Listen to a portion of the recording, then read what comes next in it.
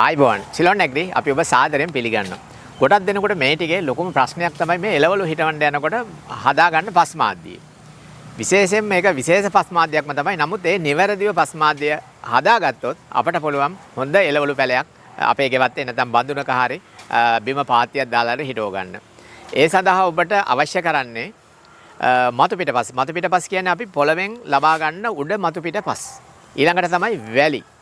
ඊළඟට අපි මේකට කොහොමවත් එකතු කරන්නේ නැහැ. ඊළඟට කර 10 සහ වේලිච්ච ගොම. අන්න ඒ ටික තමයි ඒ වර්ග 4 විතරයි අපි එකතු කරලා තියෙන්නේ. මෙතනදී අපි හොඳ සාරවත් මතු පිටපස නම් මතු පිටපස් කොටස් එකකට වැලි භාගයක් සහ ගොම කොටස් භාගයක් සහ කර 10 කොටස් භාගයක් එකතු කරොත් හොඳටම ඇති. අන්න ඒක අවශ්‍ය ප්‍රමාණයට අනුව වැඩි කර ගන්න ඕන. ඔන්න එහෙම එකතු කරගත්ත පස් මිශ්‍රණය තමයි මේ තියෙන්නේ. හැබැයි මේක හොඳින් කලවම් කරන්න ඕන. මොකද දැන් අපිට හිතුවා මේ ටිකේ එළවලු පැල ටිකක් හිටවලා ඔබ ඒත් එක්කම ඔබවත් පොඩ්ඩක් දැනුවත් කරන්න කියලා. මේ තියෙන්නේ බලන්න. මෙන්න මේකේ තමයි තියෙන්නේ. මේකේ තියෙන්නේ මතු පිටපස් කර 10 වේලිච්ච ගොම වැලි තමයි තියෙන්නේ. ඔබ දැන් මේ තියෙන බලන්න පුළුවන් මේ ගොම. මෙන්න අපි මේ පෝර එක අනලා ඉවර වෙද්දී මෙන්න මේ වාගේ තියෙන්න ඕනේ. මේක මෙහෙම හොඳට තද කරලා එනකොට මෙහෙම බුරුල් වෙලා යන්න ඕනේ. මේක ගුලියක් වාගේ තිබුණොත් නම් එළවලු හිටවන්න එපා එකේ. මොකද පැල මැරෙන්න පටන් ගන්නවා හොඳින් ජලය වහනය වෙන්නේ නැහැ. ඉතින් මේ තමයි හොඳම පස් මිශ්‍රණය. අපි මේක තෝරලා ගත්තෙත් මේ බිමෙන් කළු පාට පස. ඉතින් මෙන්න මේ වගේ පසක් තමයි අපි තෝරා ගන්න ඕන එළවලු පැල බඳුන්ගත කිරීමේදී. ඉතින් දකින්න ඇති අපි සාරවත් පෝර මිශ්‍රණයක් හදාගත්තා. දැන් අපි මේ භාජනයකට ගත්තේ ඔබට හිතුණා මේ පැල හිටවන විදිහත් පොඩ්ඩක් දැනුවත් කරන්න ඕන කියලා. ඉතින් අපි මේකට හිතුවා ඉස්සල්ලාම අපි බලමු වම්බටු පැල හිටවලා. මේ තියෙන්නේ මේ වම්බටු පැල තවණක්. මේකේ සාමාන්‍ය පැල 20ක් විතර තියෙනවා. මෙන්න මේ වයස එනකොටවත් අපි එක්කෝ බඳුනක හරි නැත්නම් අපි අලෙවි කරන්න හදනවා නම් වාණිජ වගකම් සමහර ගොඩක් පැල හදලා විකුණන අය ඉන්නවා. මෙන්න මේ කාලේ මෙහෙම විකුණන්නත් පුළුවන්. එහෙම නැත්නම් වැඩි ලාභයක් ගන්න පුළුවන් ඔබට.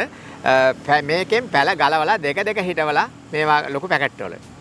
මේකෙන් ගලවලා ගන්න ඕන. අරගෙන හිටවලා දුන්නත් ඒකත් සාමාන්‍ය ඔබ අලෙවි කරනවා නම් ඔබට අලෙවි කර ගන්න පුළුවන්. නැත්නම් ඔබ වෙන බඳුනක දානවා නම් ඒකේ දාලා හිටෙවත් කමන්න. නැත්නම් කෙලින්ම බඳුන්ගත කරන්නත් පුළුවන් අවධිය තමයි මේ දින සති 3ක් විතර පහුවෙච්ච පැල තමයි මේ දකින්න තියෙන්නේ.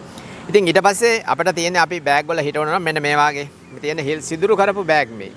මෙන්න මේ අතට සිදුරු 4ක් තියෙනවා. නමුත් මේක දිගහැරපුවාම මේක වටේටම සිදුරු හිටිනවා. මේ තියෙන්නේ. මෙන්න මේ වාගේ බෑග් ඔබට වෙළඳ පොලෙන් ගන්න පුළුවන් අලෙවි කරනවා නම් මේ තියෙන්නේ. ඉතින් ඊට පස්සේ තියෙන්නේ අපි මෙන්න මේක පොරව ගන්න මේ විදිහට. ඉතින් ටිකක් තද කර ගන්නවා මේ. මෙන්න මේ ගානට. මේක අර මුළු ගහන්න ඕනේ නැහැ. මේක ඉබේටම මුළු හැදෙනවා. ඊට පස්සේ විශේෂයෙන්ම මෙන්න මේ පැල අපි ගන්නකොට මේක පොඩ්ඩක් වතුර දාලා ගලවන්න. එහෙම නැත්නම් පොඩ්ඩක් තද කරලා පොඩි කරලා වායි ගන්න. ඇදලා එකපාරම ගලවන්න එපා. විශේෂයෙන්ම පැල දෙකක් හිටවනකොට මොකද අපි හැමතිස්සෙම කියනවා පැල දෙකක් එළවලු පැල හිටවද්දී එක බඳුනක හිටවන්න කියලා. ඉතින් අපි ගන්න ඕන එකම උස පැල දෙකක් එකට. එතකොට තමයි මේ පැල දෙකම එක වාගේ වැවෙන්නේ. සමහරු නැත්තම් ලොකු පැලයයි පොඩි පැලයයි දාපුවාම සාමාන්‍ය මේ හදා ගන්න හරි අමාරුයි. මේ තියෙන මෙන්න මේ වාගේ එක මට්ටමේ පැල දෙකක් තමයි හිටව ගන්න ඕන. එතකොට මේ දෙකම එක ගානට හැදෙනවා බඳුනේ. ඊට පස්සේ මෙන්න මේ බලන්න මෙන්න මෙහෙම අපි පැල දෙක තියලා මේ විදිහට අපිට පුළුවන් ඉතුරු පස් වලින් මෙන්න මේක පුරවන්න. පුරවලා ගොඩාක් තද කරන්න අවශ්‍ය නැහැ. පැලේ හරි මැද අපි හිටවලා තියෙන මෙන්න මේ ගානට තද කරලා මෙන්න මේ වාගේ තියා ගන්න පුළුවන්. මේක පුළුවන් අපිට ලොකු ගානකට ටිකක් අලෙවි කරන්න. එහෙම නැත්නම් තවත් ටිකක් වර්ධනය වුණාම බඳුනකට දමන්න. හැබැයි මේ හිටවපු විගස ටිකක් දවසක් දෙකක් හැවනේ තියන්න ඕන. ඊළඟට තමයි මේකට අපි දැන් ජලය එකතු කරලා නිසා හිටවපු ක්ෂණිකවම හේ යන්න ඉස්සලා ජලය එකතු කරන්න ඕනේ. ඒකට සාමාන්‍ය මේක නම් අපි බෝතලෙන් දාලා පෙන්නන්න නැත්නම් මල් කෑන් එකක් වාගේ හැරෙන්නේ නැතුව මෙන්න මේ වාගේ මේකට වතුර ටිකක් පිරෙන්න දාන්න අවශ්‍ය වෙනවා. ඉතින් මම මේ පෙන්වුවේ මේ ඔයගොල්ලන්ට මේ සාමාන්‍ය පැකට් එකක හිටවන එක. ඊට පස්සේ අපි ඒ වාගේම දෙයක් මේට මාස 2කට විතර කිට්ටු වෙන්න හිටෙව්වා බඳුන් වල. මේ තියෙන්නේ මේ බලන්න මේ තියෙන ඒ වාගේම පැල දෙකක් මේ වම්බටු. ලේන ඉර කියන එක. ඒ පස් මාධ්‍යයමයි. මේ තියෙන ගොම දාපුවාම තියෙන මේ දිය වේගන යනවා. මෙන්න මේ විදිහට පැල දෙකක් දාලා තියෙනවා. දැන් බලන්නකෝ මේ. දැන් නම් මලුත් එනවා. මේ ඒ වගේම තමයි හොඳින් සූර්යාලෝකේ වැටෙන්න ඕනේ. මේ දැන් වම්බටු ගහේ මල් එනවා. ඉතින් මේ බඳුනේ තමයි තියෙන්නේ. මේකෙම පළදාව ගන්නත් පුළුවන්. නැත්නම් ආයි ලොකු බඳුනකට මාරු කරන්න අවශ්‍ය නැහැ. මොකද වම්බටු වරම ලොකුට හැදුනහම ලොකු බඳුන් වලට හිටව ගන්න අමාරුයි. නැත්නම් ලොකු බෑග් එකක හිටවලා උරේ අයින් කරලා අපට පුළුවන් ලොකු බඳුනකට දාන්න.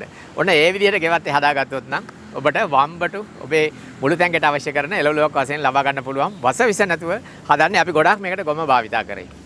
ගොම මතු පිටපස් ඔබ දකින්න ඇති අන්න ඒ වගේ පොර කුකුල් පොර දාන්න නම් පොඩ්ඩක් දාන්න පුළුවන්. ඉතින් ඒක ඒ විදිහට හිටවලා අවුවට දාපුවාම සාමාන්‍ය හොඳින් මල් එනවා. මේ වගේ පළදාවක් ගන්න පුළුවන්. ඒ වගේම තමයි තව පොඩි මේකට ලෙඩක් එනවා. මේක නෑ අපි මේකට අපි හදාගත්ත කෘමිනාශක පාවිච්චි කරනවා නම් මොකද සතියකට දෙවතාවක්වත් කාබනික කෘමිනාශක යොදන්න ඕනේ. මේකේ ඔබ දැකලා ඇති සුදු පාට ඉරි ඉරි ඇඳලා යනවා.